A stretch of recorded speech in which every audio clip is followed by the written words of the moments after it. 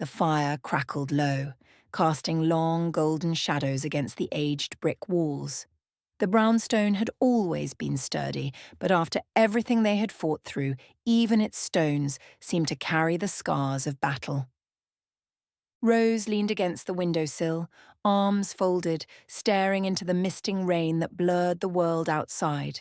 She hadn't spoken in several minutes. Across from her, Lyra paced slowly in front of the hearth, boots scuffing the old wooden floor with restless energy. Her arms swung at her sides, frustration simmering just under the surface. Silas sat quietly in a high-backed chair by the fire, one leg crossed over the other, hands steepled under his chin. His sharp eyes reflected the flames, old, knowing, and impossibly patient. "We killed Draven," Lyra said, voice tight. "Ended his network. Burned down half the monsters he built." Rose didn't move, didn't answer. Lyra's pacing grew sharper, and it's still not over. It's worse. Silas's voice was soft, the kind of softness that demanded attention. "You misunderstand, my dear. The worst monsters have always worn crowns, not fangs." Rose turned slightly, catching Lyra's furious expression. "Power doesn't die with its wielder," she murmured. "It just shifts." Silas nodded, the firelight catching in the faint lines at the corners of his mouth. Draven was a dam. A bloody, tyrannical dam, but a dam nonetheless. He held the worst impulses of the realms at bay by offering them a unified enemy. He paused, letting the weight of his words settle. "Now, the dam is broken, and the floodwaters are coming." Lyra planted her hands on her hips, shooting a hard look at Rose. "You know what that means for Concordia, for the portal hubs, for every house that's been pretending to behave." "They'll fight over the pieces," Rose said quietly. Silas smiled thinly. "Not fight, my dear. Devour." The room fell into a heavier silence. Outside, thunder grumbled low across the horizon, rattling the window panes. Rose finally pushed away from the sill, crossing the room with slow, measured steps. She stopped near the fire, watching the flames dance in the stone hearth. "They'll tear Concordia apart from the inside," she said. "Each house trying to outmaneuver the others. Each realm positioning for control of the broken portal systems. They'll use old grudges, new alliances, blackmail, assassinations. And they won't stop at Concordia," Lyra added grimly. "Once the portal network's fully destabilized, it'll be open season across all realms. No borders, no treaties. Just whoever can grab the most territory first." Rose glanced sideways at Silas. "And you think I should step into that?"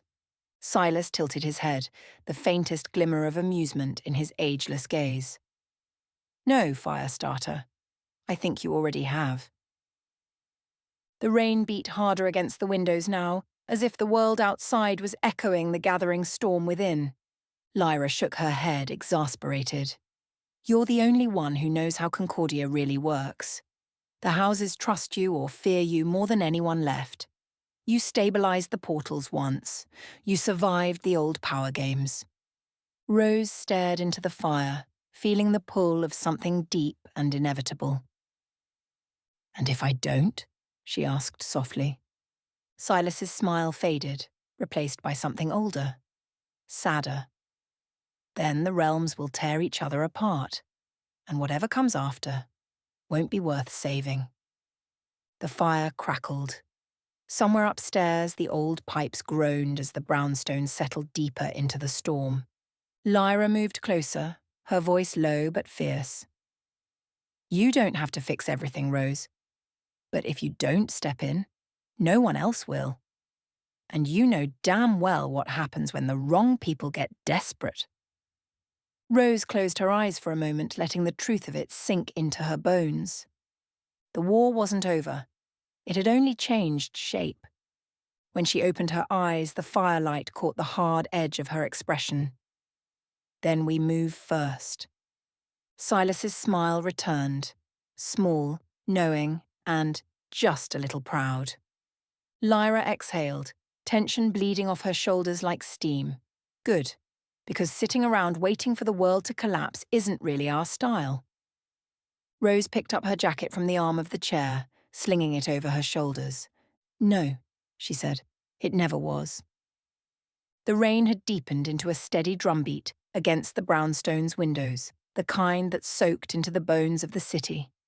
Inside, the fire burned steady, a small island of warmth against the storm gathering both outside and within. Rose stood near the hearth, arms folded, her expression sharp but not cold. Lyra and Silas flanked her, quiet, waiting. The others trickled in. Evelyn first, brushing rain from her jacket, her silver-threaded tools hanging at her belt. Caleb followed, heavy boots thudding against the wood floor, an oil-smudged rag tucked into his back pocket. Argos came last, moving with that easy, deceptive grace only battle-hardened soldiers carried. They gathered around the fire without needing to be called, instinct drawing them together the way it always had. Rose didn't waste time. We all knew this wasn't the end, she said, her voice steady. Draven's gone, but what he built, the power lines, the broken realms, the houses clawing for control, it's all still out there. She let her gaze sweep across them one by one. And sitting here pretending the fight's over won't save anyone. There was a long silence, filled only by the crackle of flames. Caleb cleared his throat first, stepping forward. His hands were rough, scarred from work and war alike. I've been talking to Darren, he said. He asked me to help with construction on the next UTV unit, the new Wolfmobile for the pack. He shrugged, almost apologetic. Truth is, they're gonna need it. The fighting's not slowing down, and they need something that can punch through whatever comes next. Rose nodded once, no hesitation. You'll do more good there than here. Caleb looked relieved, but still heavy-hearted. Doesn't mean this place ain't still home. Argos shifted her weight, arms folded tightly across her chest, the faint glint of the gem she wore tucked just beneath her collar catching the firelight. Shade and Katrina reached out, she said, voice low and steady. They want me in Murk Dust. That realm's still bleeding from the war. And... She hesitated for a moment, a rare flicker of uncertainty crossing her face. Nythuria's tied to me. To this. She touched the spot where the gem hung beneath her armor. The stone I carry, it's more than just a relic. It's a key, one of the last. They'll need it if we're going to open the gates and take Nythoria back. She met Rose's gaze without flinching. I belong there now. Rose studied her for a moment, then gave a slow, respectful nod. Then that's where you fight. Argos's jaw tightened, but he said nothing more. Evelyn stepped up next, smiling faintly. I'm staying, she said simply.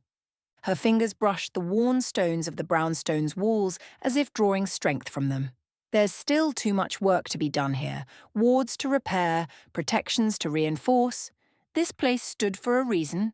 It'll stand again. A softer silence settled in then. Less tense, more aching. They were choosing their paths, not abandoning each other, expanding their reach. Rose took a slow breath, feeling the words build in her chest, heavier than steel. She wasn't one for speeches, never had been. But these weren't just soldiers, they were her people, and some things needed to be said. She stepped closer to the fire, letting its light cast her in gold and shadow. This isn't a break-up, Rose said, her voice low but carrying. This isn't us scattering to the wind. She met each of their eyes, Lyra, Silas, Caleb, Argos, Evelyn. This place, the brownstone, it's not just walls and wards, it's us. Every fight we survived, every choice we made to stand when it would have been easier to run. She paused, swallowing down the roughness in her throat. No matter where you go, Murk Dust, the pack, the battlefields, the far realms, this is still your home. Always. The fire crackled, catching on the rawness in her words.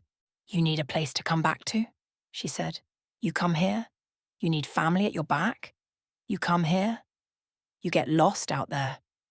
Her voice caught, just for a second, fierce and full of everything she could never quite say, out loud. "We find you." Silas watched her with a small, private smile, his hands folded loosely in his lap. Lyra blinked quickly, looking away toward the fire. Even Argos shifted slightly, jaw tight, as if the words struck something old and buried in him. Evelyn just smiled broader, warm and certain. Caleb gave a rough, embarrassed cough but didn't try to speak. Rose straightened, rolling her shoulders back. Armor slipping into place, not to hide what she'd said, but to carry it forward. "We built this," she said simply. "We keep building it, wherever we are." Outside, the rain kept falling, steady and endless. But inside the brownstone, a flame had been rekindled, and it wasn't going out. Not this time. The others drifted out first, giving them space without needing to be asked. Rose lingered by the hearth, feeling the quiet settle heavier than the rain outside. She didn't turn when Silas approached. She didn't need to. She could feel him like always. A steady presence in a world that was too often anything but. Silas came to stand beside her, hands tucked behind his back, his posture deceptively casual. He stared into the fire for a long moment before speaking. "You're really going, then," he said, voice low, threaded with a rough fondness he rarely let show. Rose nodded once, her gaze still on the flames. "World's not going to fix itself." Silas gave a soft, dry chuckle. "Number it never does." The fire crackled between them, throwing shifting shadows across the walls. Rose shifted slightly, the tension in her shoulders easing just a fraction in his company. "You've always been the stubborn one," Silas said, a small smile tugging at his mouth. "Too much fire in your blood to stand still for long." "Comes with the territory," Rose said, her voice lighter than she felt. They fell into an easy silence, comfortable, heavy with the weight of too many battles, too many memories. They had survived things together that no one else in this new world even remembered. Finally, Silas moved, reaching into his long coat. He withdrew a small, dark velvet pouch and held it out to her. Rose eyed it warily. "If that's a cursed relic, I'm throwing it back at you," Silas snorted. "Not cursed. Not exactly blessed, either." She took it, feeling the faint hum of old magic through the fabric. It was light, but dense, as if it carried more weight than its size suggested. She opened the pouch carefully. Inside was a coin, old, worn smooth around the edges, the sigil on its face almost erased by time. A faded starburst, cracked down the middle. She looked up sharply. "This was yours," she said, a rare note of surprise breaking through her calm. Silas shrugged, but his eyes were serious. "Was. Long before the Shadow Realm bar. Long before everything." Rose turned the coin over in her palm. It was warm to the touch, as if it remembered things she didn't. "What's it for?" she asked. Silas smiled, slow, knowing, a little sad. "It's a reminder," he said, "that even when the world tries to break you, not all fractures mean you're broken. Sometimes they're just the proof you survived." Rose swallowed against the sudden tightness in her throat. She closed her fingers around the coin, feeling the weight of his words settle into her bones. "You'll find your way," Silas said, softer now. "You always do, and when you don't—" "Well," he tapped the side of his head with 2 fingers. "You know where to find me." Rose managed a small, genuine smile, rare but real. She stepped forward and, for once, didn't hesitate. She pulled Silas into a quick, fierce embrace. He returned it without comment, just a solid grip that said everything words couldn't. When she pulled back, there was a glint in his eye.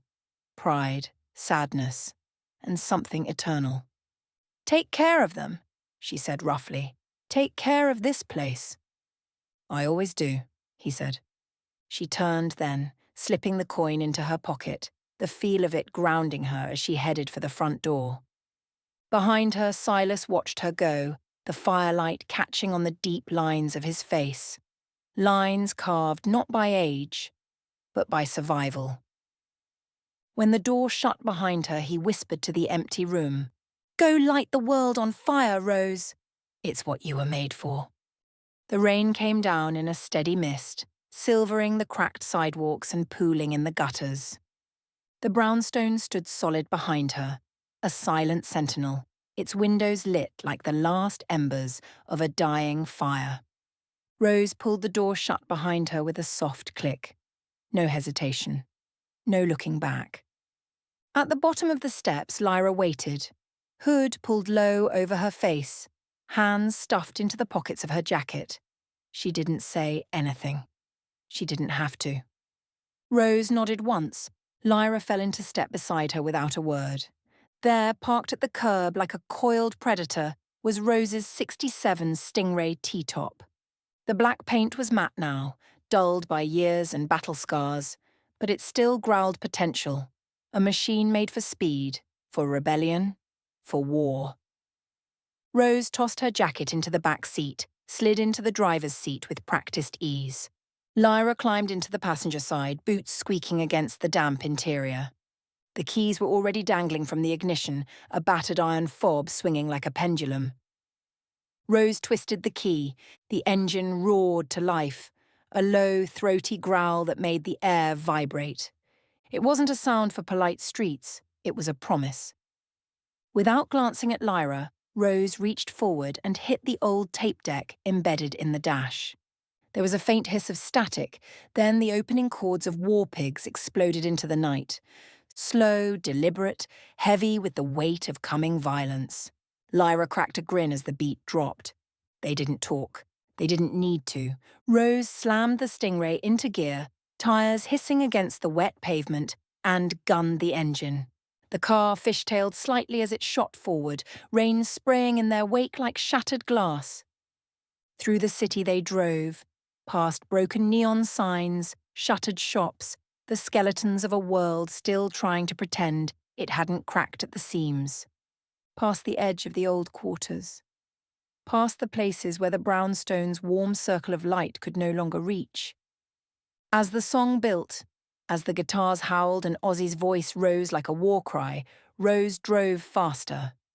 Lyra kicked her boots up onto the dashboard, laughing under her breath as the Stingray tore through the night. No words, just thunder, just rebellion, just two survivors in a black car hurtling toward the next fight, the next war. The city lights blurred by, smearing gold and red across the wet glass. The music roared, defiant and raw, swallowing the silence the way fire devours air.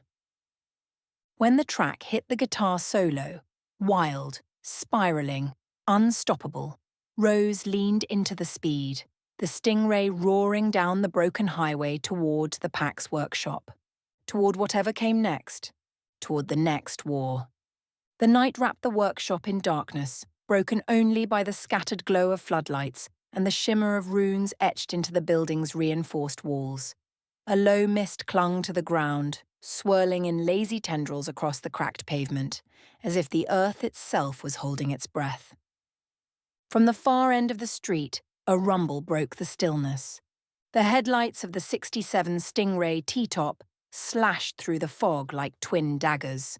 The engine growled low, a predatory purr that grew louder as the car rolled down the street. The chrome gleamed under the scattered light, and through the T-tops, the pounding roar of music shattered the night's quiet. War Pigs by Black Sabbath, blaring defiantly into the empty streets.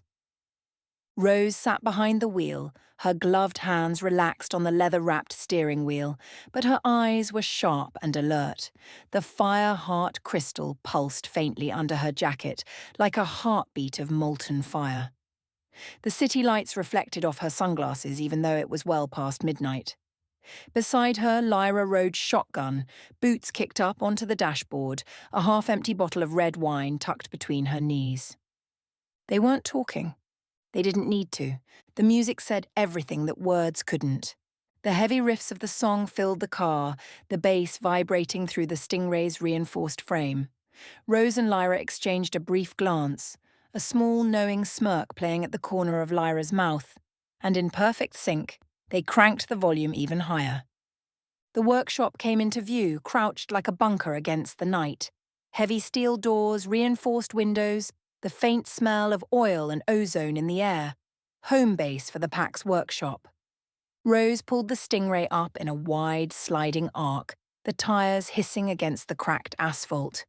She killed the engine, and the sudden silence was deafening after the roar of the music. The car ticked as it cooled, the heat of the ride bleeding into the night air.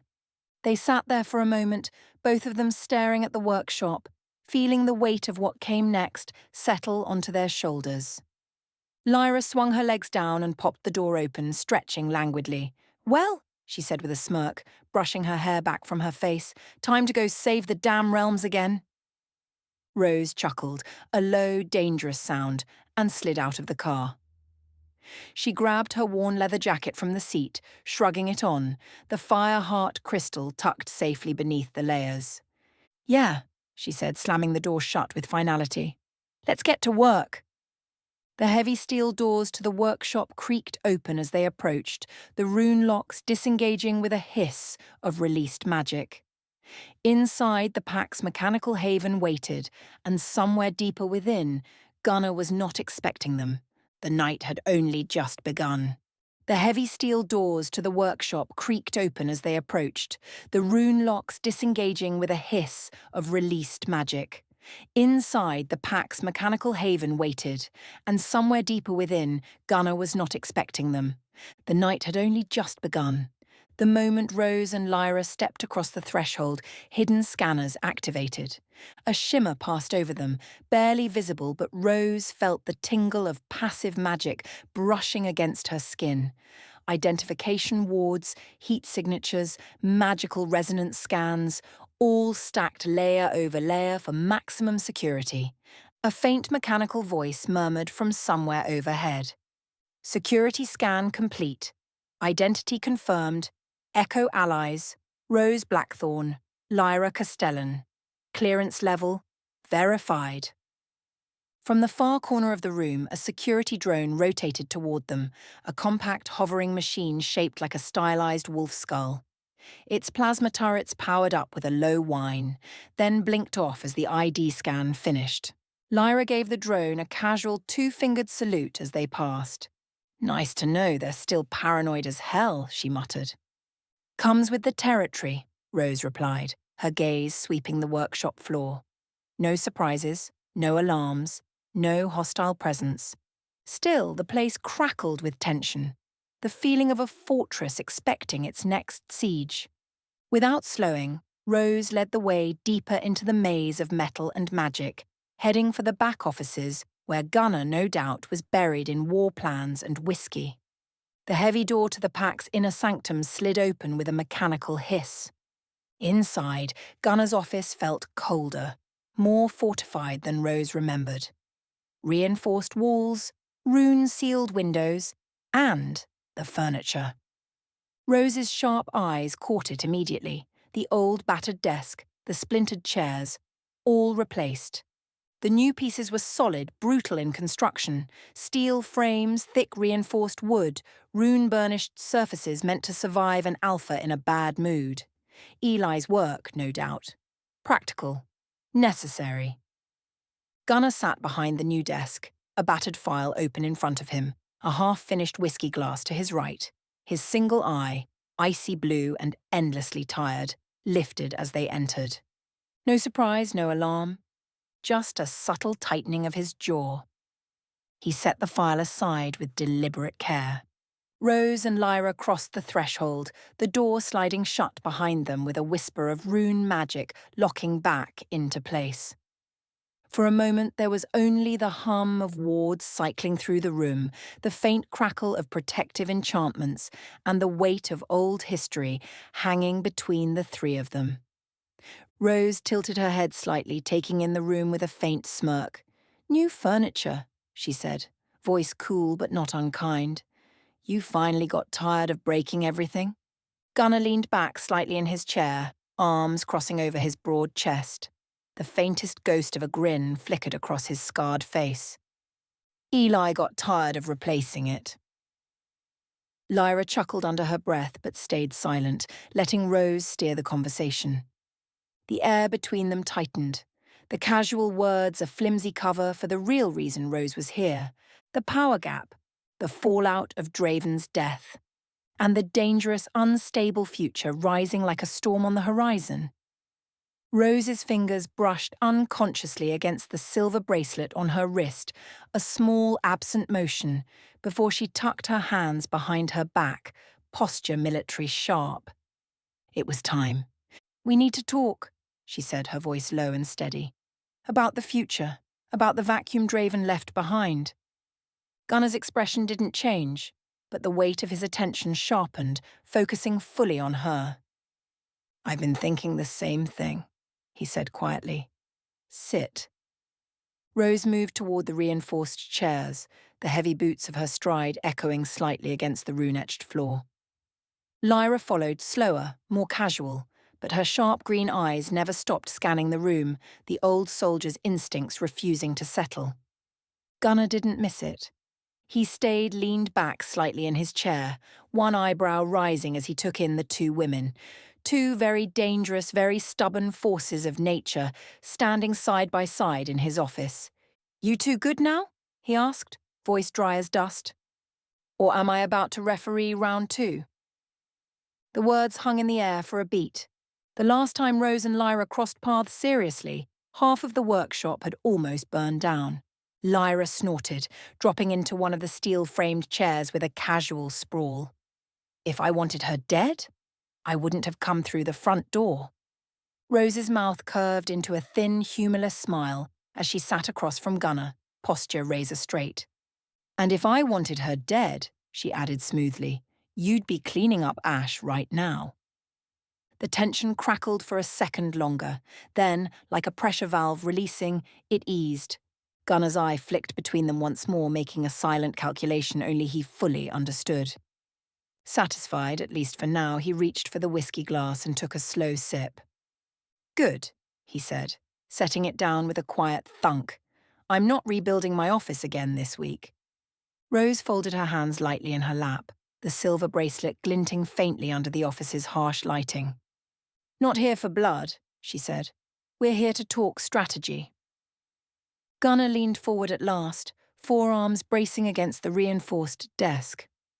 "All right then," he said, voice low. "Let's hear it." Rose didn't jump straight in. She knew better. With Gunner, it was never about the pitch. It was about the respect behind it.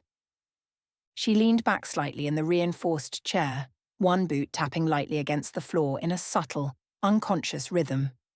Her fingers brushed the silver bracelet once before she stilled them. "With Draven dead," Rose began carefully, her voice smooth but carrying that undercurrent of steel, "the balance between the realms is crumbling faster than anyone's admitting." Gunner said nothing, just watched her with that flat, exhausted gaze that missed nothing. "In Concordia alone," she continued, "the House of Silver Mirrors is splintered. The trade councils are tearing themselves apart. Shadow markets are expanding into the open." She tilted her head, studying Gunner. "Portals are destabilizing, old blood feuds reigniting, and everywhere else." She allowed herself a small, wry smile. "Everyone who held their heads down during Draven's reign is suddenly reaching for crowns." Gunner shifted slightly, a slow roll of his shoulders, the only sign he was still listening, still calculating. Lyra stayed silent beside her, arms crossed loosely. A silent sentinel, letting Rose speak for both of them. Rose leaned forward now, resting her forearms lightly against her knees. Her voice dropped a fraction, threading into the tired quiet of the room. "We can't afford a dozen petty lords carving up the realms. Every splinter, every blood feud. It's another front in a war we don't have the bodies to fight anymore." Still Gunner said nothing. Still he waited, letting her dig herself deeper.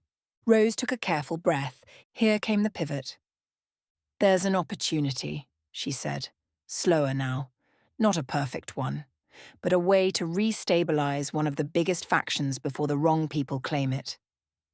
Her fingers brushed the bracelet again, a subtle grounding habit before her hand fell away. She was about to say the name, when Gunnar finally moved. He leaned forward, elbows braced against the desk, his one good eye narrowing slightly. Not hostile, not angry, just tired, just knowing. "You've been dancing around it for 5 minutes, Red," he said, voice rough but almost amused. "Just say it." The nickname, software old, heavy with memories. Rose's lips twitched into a ghost of a smile. "Lady Vess," she said simply. "She's still alive, still a recognizable figurehead, and despite everything, she's still got enough clout to stabilize Concordia if the right strings are pulled." Gunnar didn't react right away, just reached for his whiskey again, slow and deliberate, and took a long drink. When he set the glass down, the sound of it against the steel desk was sharp in the silence. "And you," Gunnar said, voice low, "want me to let a backstabbing, power-hungry noble back into the game?" Not a question, a statement. Rose met his gaze unflinching. "I want us to control who gets put back on the board," she said, "before someone worse does it first." The room felt very small for a moment. Lyra shifted but didn't speak, letting them work it out. Across the desk, Gunnar studied Rose for a long, heavy beat, weighing everything. Not just the plan, not just the risk, weighing her. And for the first time in a long time, Rose wondered if maybe, just maybe, she was the one being outmaneuvered for once.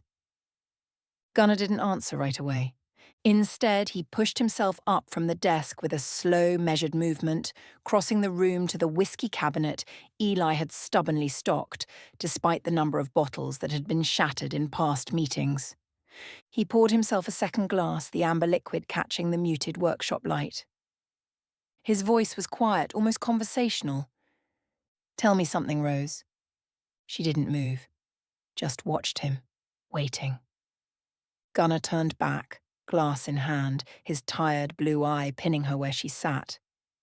"Why her?" he asked. "Why not set up someone new? Someone who isn't tainted by old deals and older blood?" The implication was clear. Lady Vess was a snake. Putting her back on the board wasn't just risky, it was dangerous. Rose didn't flinch. "Because Concordia won't rally behind someone new," she said simply. "They'll tear them apart the second they look vulnerable. But Vess? She's known. She's feared. She's got old debts still out there to be called in." She leaned forward slightly, her voice low and precise. "And most of all, because I can control her." A flicker of something passed through Gunnar's expression. Approval, maybe, but it was gone almost before it appeared.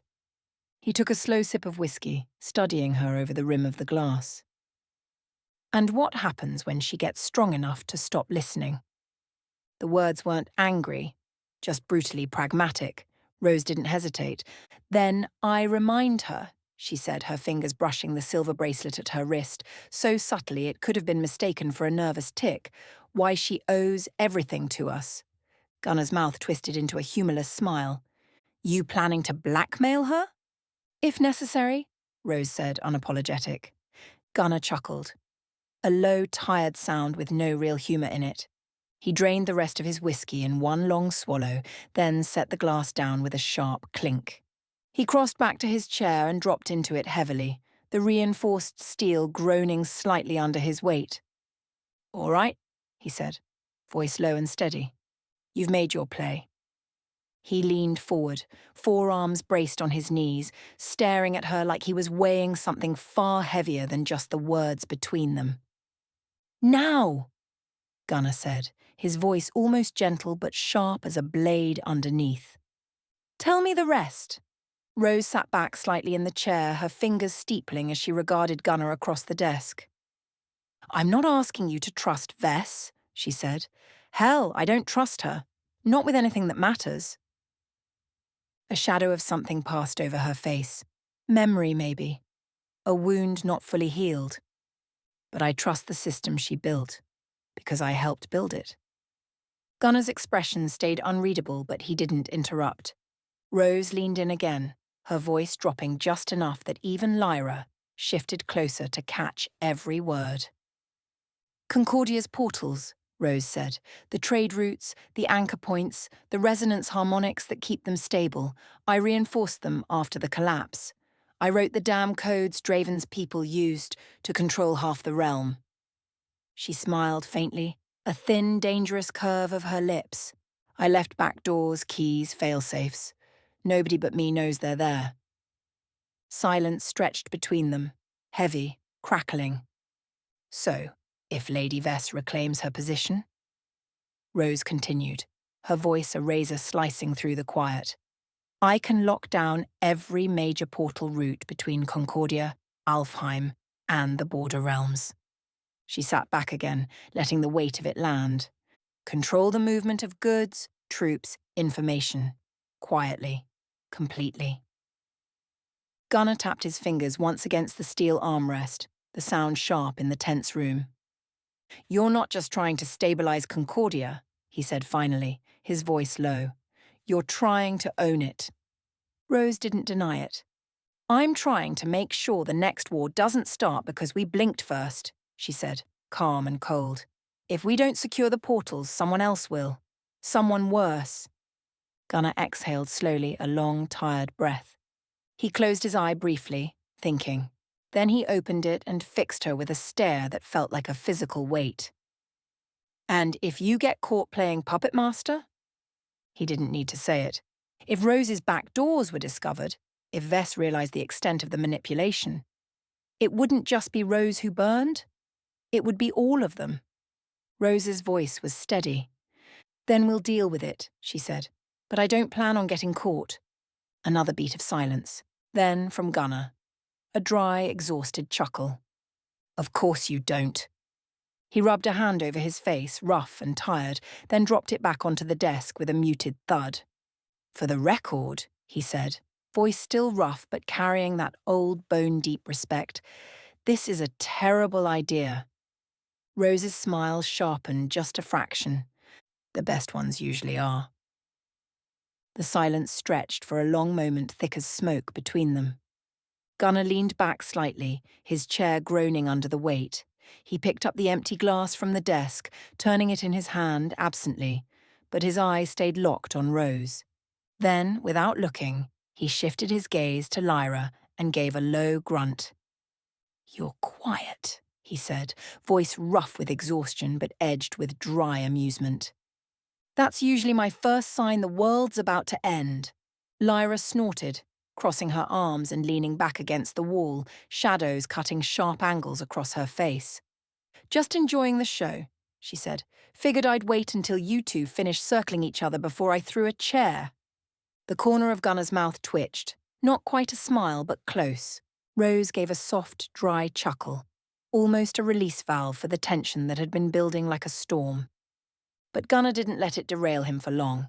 His eye sharpened again, his tone shifting back to serious as he turned back to Rose. All right, you've made your case. He paused, just long enough to make sure she was paying attention. I'm not saying yes. Not yet. Rose didn't flinch. She hadn't expected a simple yes. Gunnar set the glass down, the sharp click loud in the quiet office. You want to run this play, he said. You're going to do it by the book. My book. He held up one scarred finger. First, you move her under my lockdown, not yours. A second finger. Second, Eli and the twins sweep every inch of her magic and tech. Twice. A third. And third, you don't make any power grabs until I say green light. I don't need another storm breaking loose because you got ambitious. His voice dropped a notch, low and steady and final. You break those rules, Rose, even once, and I'll burn this whole plan down myself. The silence that followed wasn't tense anymore. It was ironclad. Rose studied him, her expression unreadable for a long beat. Then, without breaking eye contact, she gave a slow, deliberate nod. Deal, she said. Lyra pushed off the wall, letting out a slow breath she hadn't realized she'd been holding.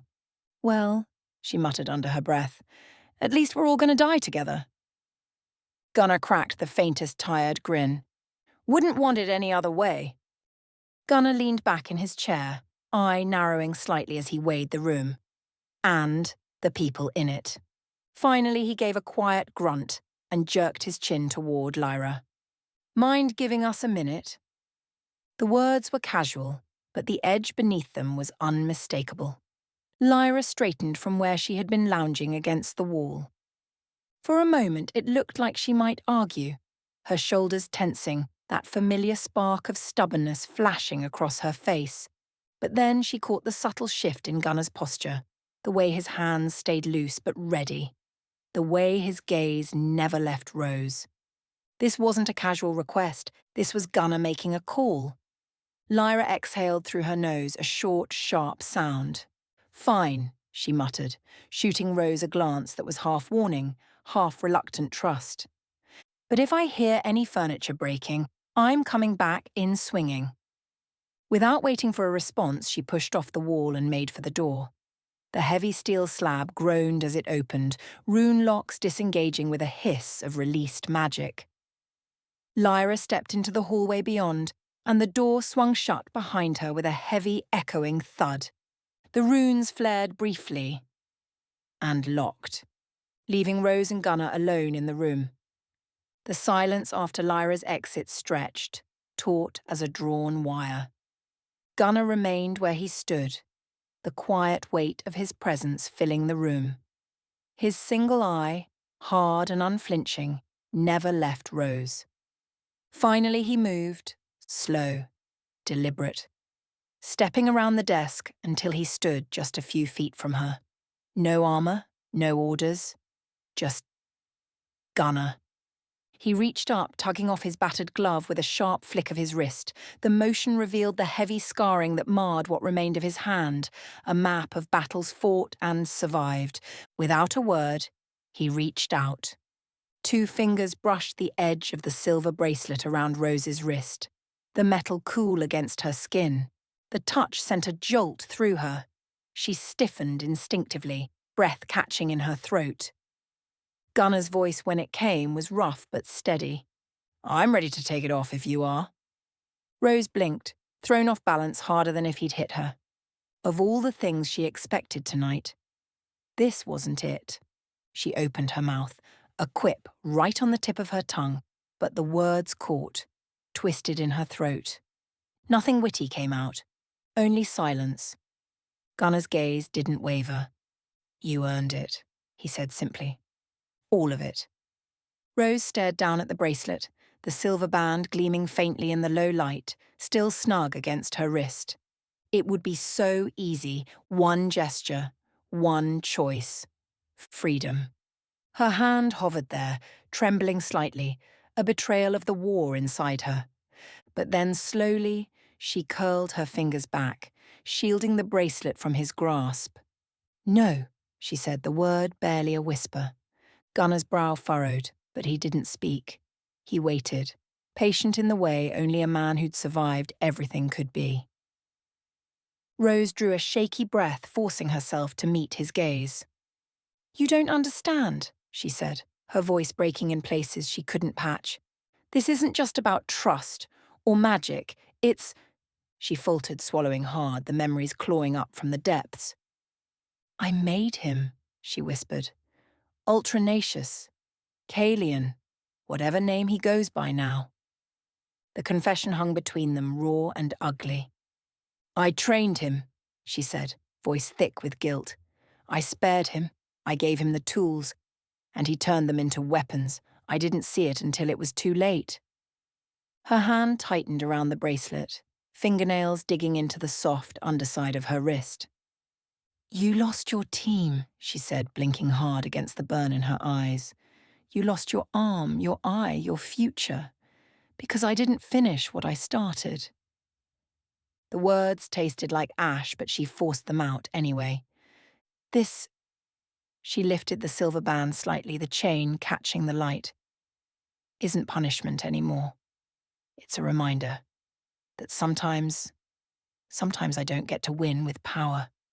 Sometimes surviving without it is the only thing that matters." Gunnar didn't speak right away. He just stood there, steady as stone, letting her say it all, letting her bleed it out. And when the silence grew thick and unbearable, he did the only thing that mattered. He reached out, slow, unthreatening, and set his scarred hand over hers, closing it gently around the bracelet.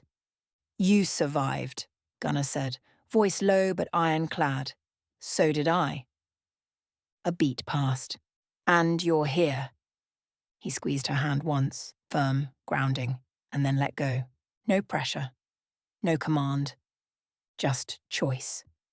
Rose stared at her closed fist, trembling faintly over the silver band, and for the first time in a very long time she realized she didn't have to be punished to be forgiven.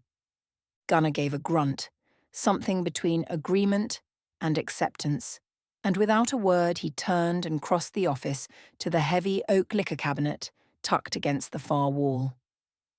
The cabinet doors creaked open under his scarred hands. Inside, battered bottles, each one earned through war and long, ugly nights.